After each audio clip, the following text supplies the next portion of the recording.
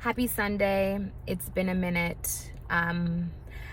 This is what happens when I don't go to church in person. My whole week is off. I just don't get into the routine. I put a story earlier asking people, like, what's your therapy? Because I went back to church today and, like, boy, did I ever need church today. There's just some things that are therapy to people. Some are shopping, some are eating. I mean, eating's one of mine too. But there are just some things that you need. And for me, walking in the doors of Elevation Church on Sundays is a non-negotiable. I love that they're an online church. I really do love it because in the lockdown, that was key. But there's something about walking through a door that just the people are there, they're accepting, they're smiling. As you walk in, as you drive in the parking lot, they're waving, they're smiling, and these are volunteers, and they're just so happy to see you come in. I'm happy to see them wave at me. It makes me feel special. And you know, today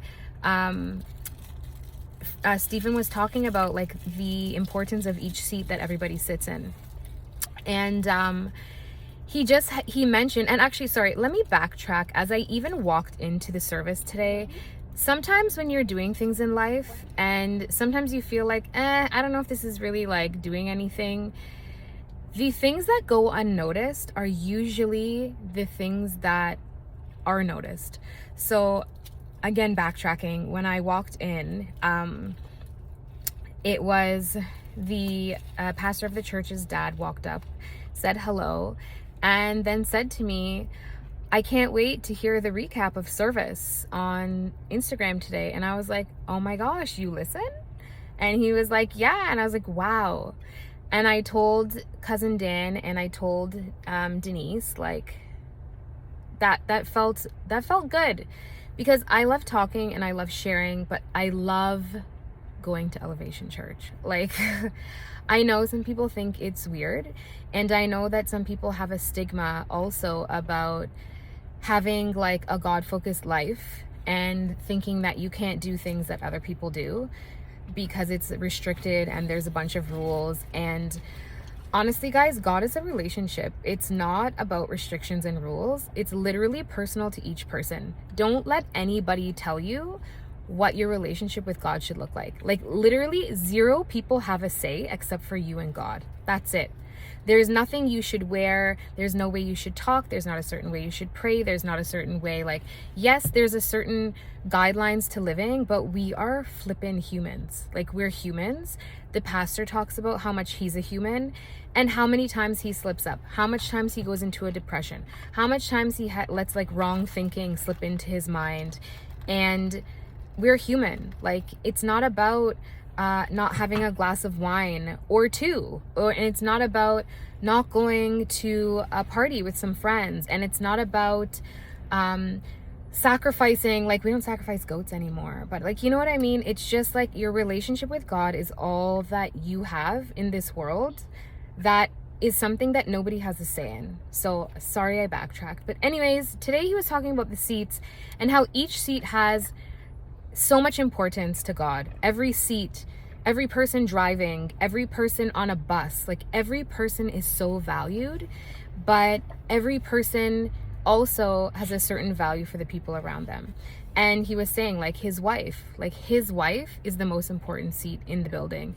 And it just really makes you sit in awe. Like, you know, everybody has their own perspectives on what is important to them.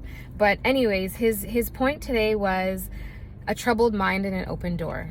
And in the last year and a half, 18 months, how many people have battled with a troubled mind? Like, seriously, if you didn't have anxiety, ching, you have it now. If you didn't have panic attacks, if you didn't have depression and like bad thoughts, if you didn't think that you're not going to make it the next day and you were always an optimistic, smiling all the time. Hi, I'm one of those people. I smile from ear to ear all the time, but sometimes I closet cry. I'm a closet crier sometimes. I had a good cry yesterday, and sometimes one little thing will just bring out the waterworks and you just need to dump. It's like a detox. Like, and again, walking into elevation, I get to walk in and dump it all at the door. But when you have a troubled mind, sometimes it is hard to take steps. And when he's saying you have a troubled mind, many times there is a door open right in front of us with so much opportunity, like so much opportunity you can't even imagine, but you're so stuck in this place in your mind that you can't get there. And sometimes your mind could be confused, clouded, and it doesn't even make sense. And it's just, you can't make it through the door in front of you because you're battling everything that's telling you that you shouldn't go there, you don't deserve it. Anything you do through that door is going to lead to destruction. It's going to ruin you. You're not worth it. But it's like you've been situated on purpose. Like where you are, you've been situated on purpose. Even if it sounds weird or like just like not, has no logic to it whatsoever.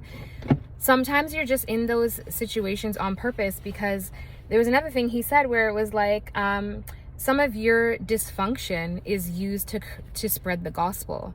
So again, if you think back to that and really like dig deep into that, you're in the dysfunction and you see it as dysfunction.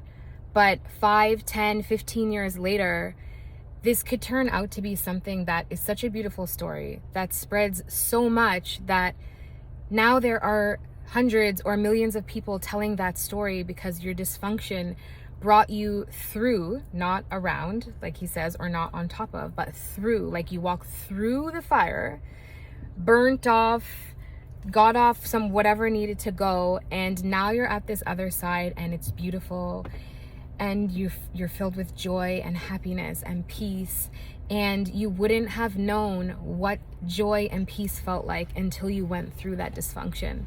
So that was one of my other things. Honestly, he said so many points, but I always go on a tangent because, again, I can't get enough of it. To me, it's like, give me the cup, and when the cup is full, I'm getting a jug and I'm getting some Tupperware because I need to bring this home, because like by Wednesday, I'm a little nutty. And I know the sermons are online, but again, it's just like when you're in there, I feel like I've come to the door, I've taken my disrupted, like troubled, chaotic mind, I drop it on the floor and I'm like, whatever you got for me, God, this week, I'm good. Just take me, I got it. So it's like, just think, whoever you think hurt you, or whoever said you couldn't do it, or whoever made fun of you, the tests you didn't pass, or the marriage that wasn't working, or somebody you've lost in the past, anything that you're going through right now, like obviously right now it's tough and we're all going through stuff. I'm going through stuff. The world goes through stuff. But it's like, if you can just really try to keep focus every day, all you have is the minutes that you're in. So try to navigate those ones without taking on the full brunt of the week, day by day, especially if you have ADHD. Not diagnosed. Sorry if somebody is. No mean to offend you. But if you just think of that and think, this is going to be such a beautiful story, like it's going to be so beautiful one day when I make it through, that will give you the motivation to get through. And just know that those things that happen to you, like they're gone. Like you literally can't bring them back. You can't go there. Even if you're a billionaire, you can't go there. So what is the point? Like you cannot go forward. Like imagine driving a car only staring in the rearview mirror. Like this is just chaotic. Or only looking in the side. Like you have to look always around, but you need to look forward or the car can't move. Or driving backwards. Anyways, that's my rant. But honestly, troubled minds are a real pandemic or epidemic or whatever you want to call it. Troubled minds are real and they have a ton of labels, but they're troubled. And whatever is in there, just drop it. Drop it to whatever you need. The altar, drop it to the floor. Just drop it for a night if you need to unwind, whatever it is. Find a friend, find a support system. If you don't have one, you can call me.